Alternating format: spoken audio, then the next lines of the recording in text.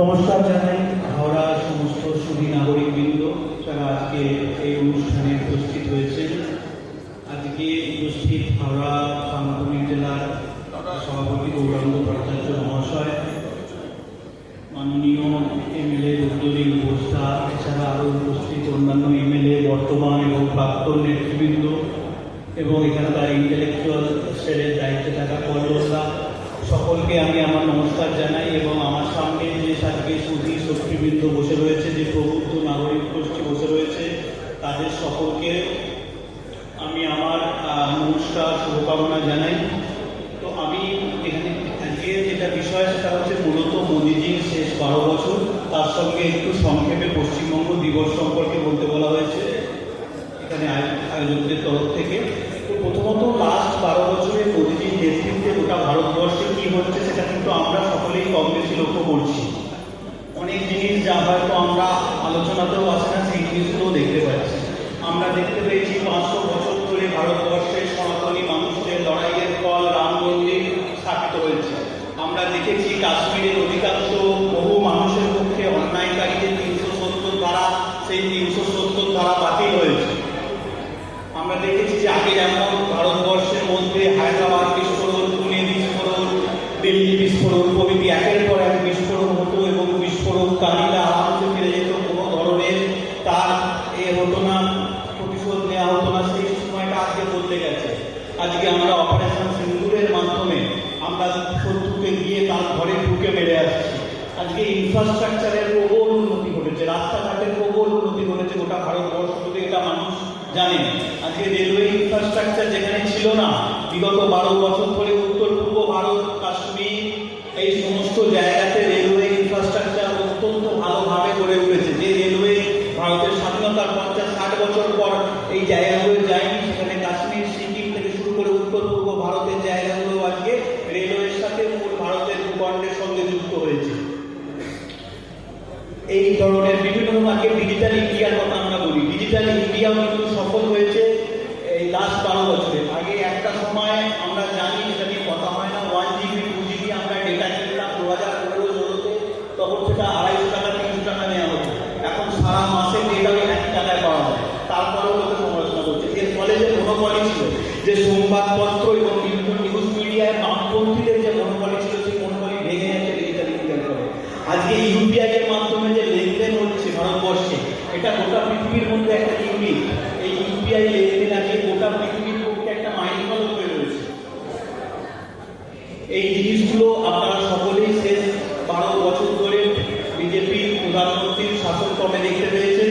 আজকে আরো ভালো সময় এসেছে যে আজকে আমাদের এই শ্যামাপ্রসাদ মুখোপাধ্যায়ের যে পশ্চিমবঙ্গ, যে সেই পশ্চিমবঙ্গে আজ আমাদের পার্টি ক্ষমতায় এসেছে।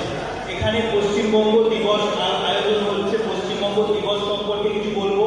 আমি নিজে ইতিহাসের ছাত্র, কলকাতা এবং আশেপাশের বিভিন্ন কলেজ বিশ্ববিদ্যালয়ে প্রায় 1 দশকেরও ইতিহাস পড়াচ্ছি, কিন্তু তারপরেও আমি বলতে পারি পশ্চিমবঙ্গ দিবস কি, কেন, তা কিন্তু ইতিহাসের পাতা থেকে এই বামপন্থীরা মুছে দিয়েছে। এই বামপন্থীরা কোনো চিহ্ন রাখেনি।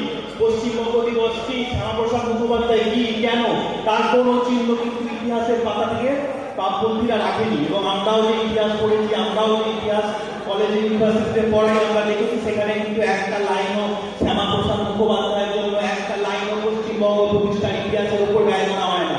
তো আজকে প্রথম সরকারিভাবে এই বছর 20শে জুন তারকেশ্বরে মাননীয় প্রধানমন্ত্রীর উপস্থিতিতে পশ্চিমবঙ্গ দিবস উদযাপিত হবে। কিন্তু কি এই পশ্চিমবঙ্গ দিবস, কেন 20শে জুন, এই ইতিহাসটা কিন্তু আমাদের সকলের জানা দরকার।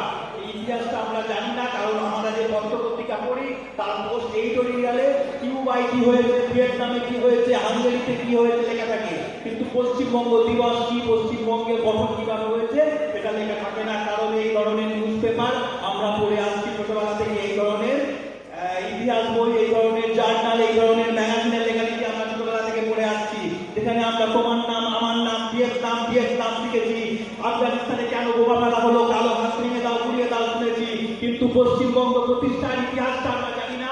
এটা প্রত্যেকটা পশ্চিমবঙ্গের বাঙালির ক্ষেত্রে যারা এখনো জানেন না, তারা লজ্জার বিষয়। সেই জিনিসটাই আমরা চাই পশ্চিমবঙ্গ প্রতিষ্ঠা হোক, যাতে প্রত্যেকটা বাঙালি, প্রত্যেকটা পশ্চিমবঙ্গের মানুষ জানতে পারে কি এই পশ্চিমবঙ্গের ইতিহাস, কি গুরুত্ব এই 20শে জুনের। গোটা পশ্চিমবঙ্গ, কলকাতা সহ গোটা পশ্চিমবঙ্গ, গোটা বাংলা পাকিস্তানে যাওয়ার কথা ছিল। কারণ কি? কারণ হয়েছিল যেভাবে প্রদেশগুলো ভাগ হয়েছিল, যে কিছু প্রদেশ পাকিস্তানে যাবে, কিছু প্রদেশ ভারতে যাবে। অবিভক্ত বাংলায় লাস্টে সেন্সাস জনগণনা হয়েছিল 1941 সালে। তাতে গোটা বাংলায় জনসংখ্যায় 55% মুসলিম আর 45% হিন্দু ছিল। তো দুই বাংলা মিলিয়ে যেহেতু হিন্দুরা সংখ্যালঘু ছিল, তাই গোটা বাংলা, কলকাতা সহ পাকিস্তানে যাওয়ার কথা হয়েছিল। এবং তখন জিন্না মোহাম্মদ আলী জিন্না, মুসলিম লীগের leader, he was personally interested about Kolkata. He wanted to incorporate Kolkata in Pakistan. Y?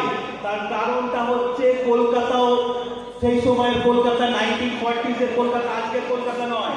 সেই সময়ের কলকাতা 1940s এ Kolkata was the wealthiest city of Asia. গোটা এশিয়ার সব থেকে ধনী শহর ছিল কলকাতা। অর্থনৈতিক কাণ্ডকারখানা পরিচালিত হতো কলকাতা থেকে।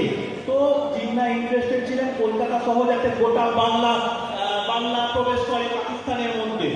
এবং এই সময় যখন দেখলেন এইরকম অবস্থা, তখন শ্যামাপ্রসাদ মুখোপাধ্যায় মাঠে নামলেন। শ্যামাপ্রসাদ মুখোপাধ্যায় সেই সময় হিন্দু মহাসভার নেতা। শ্যামাপ্রসাদ মুখোপাধ্যায় তিনি প্রথম পশ্চিমবঙ্গ স্থাপনের জন্য আন্দোলন শুরু করলেন। তিনি বললেন, বাংলা যেভাবে পাঞ্জাব বিভাজিত হবে,